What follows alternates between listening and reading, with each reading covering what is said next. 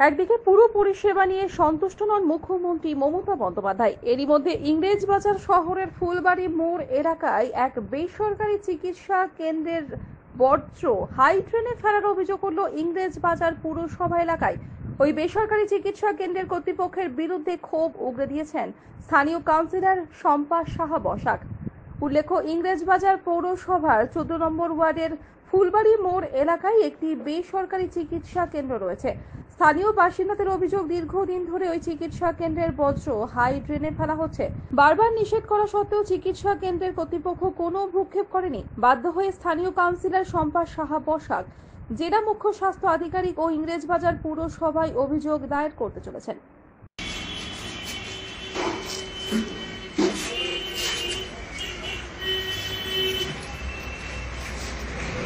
আমাদের ফুলবাড়িতে মাদ্রাসি নার্সিংহোম রয়েছে। ওইখানে নার্সিংহোমের যাবতীয় সে জিনিসপত্র যা ব্যবহার করে সব জিনিস ওই হাই ড্রেনে ফেলে দেয়। আর আমরা ওনাদেরকে অনেকবার বারণ করেছি যে ওই সে ড্রেনে যাতে না ফেলে, তার সত্ত্বেও ওখানে ফেলছে জিনিসগুলো। সিরিঞ্জ ফেলে এবং কি যা কিছু ব্যবহার করে ওনারা সব কিছুই হাই ড্রেনে ফেলে।